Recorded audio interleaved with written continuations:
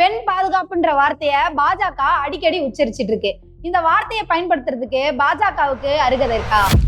கொல்கத்தாவில கொடூரமா கொல்லப்பட்ட பெண் மருத்துவரின் தாயாரையே பனிகட்டி தொகுதி தேர்தல் வேட்பாளர் அறிவிச்சிருக்குது பாஜக. ஒரு தாயோட கண்ணீரை துடைக்க வேண்டிய கைகள் அந்த கண்ணீரை ஓட்டா மாற்ற துடிப்பது ஒட்டுமொத்த தேசத்தையே அதிர்ச்சியில் ஆழ்த்தி இருக்கு. உன்னாவ் மற்றும் ஹாத்ரஸ் சம்பவங்கள்ல பாதிக்கப்பட்ட பெண் குழந்தைகளின் உடல்களை நள்ளிரவுல பெட்ரோல் ஊத்தி எரிச்சப்போ இந்த பெண் காவலர்கள் எங்க போனாங்க? அன்று பாதிக்கப்பட்ட குடும்பங்களுக்கு நீதி கிடைக்காம தடுத்தது யாரு? நாட்டின் பெருமைமிகு மல்யுத்த வீராங்கனைகள் தங்களுக்கு இழைக்கப்பட்ட பாலியல் அநீதிக்காக தெருவுல இறங்கி போராடினப்போ பிரதமர் முதல் அமைச்சர்கள் வரை மௌனம் காத்தது ஏன்?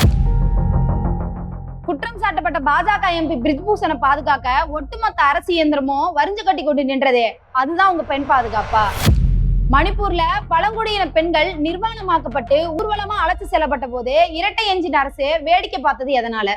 குஜராத் கலவரத்துல பாலியல் வல்லுறவும் படுகொலைகளும் செய்த குற்றவாளிகளுக்கு ஆரத்தி எடுத்து மேலத்தாளத்தோட வரவேற்றதுல பல்லிழிச்சது இவர்களோட பெண்கள் பாதுகாப்பு. பெண்களுக்கு 33% இடஒதுக்கீடுன்னு வாய்ஜாலம் காட்டிட்டு அதை 2029க்கு தள்ளி வச்சிருக்கோம் இவர்களா பெண்களின் பாதுகாவலர்கள்? சட்டம் ஏற்றுவதிலும் இவர்களுக்கு அரசியல் கணக்கு தான் முக்கியமே தவிர பெண்களோட அதிகாரம் இல்ல. பாதிக்கப்பட்ட குடும்பத்தோட கண்ணீரை வாக்கு வங்கியா பயன்படுத்த துடிக்கிறது பாஜக. ஆனா சிபிஎம் வேட்பாளர் கலாத்தன் தாஸ்குப்தா தெளிவா சொல்லி இருக்கிறாரு, நாங்க அந்த பெண் மருத்துவரின் உடலை ஏந்தி சென்ற வாகனத்தை மறிச்சு போராடினப்போ அந்த குடும்பத்தோட அரசியல் அடையாளத்தை பத்தி யோசிக்கல.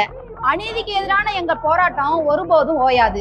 அநீதிக்கு எதிராக போராடுபவர்கள் கம்யூனிஸ்டுகள், அநீதியை வச்சு அரசியல் வியாபாரம் செய்யறவங்க பாஜக RSS சங்கிகள்.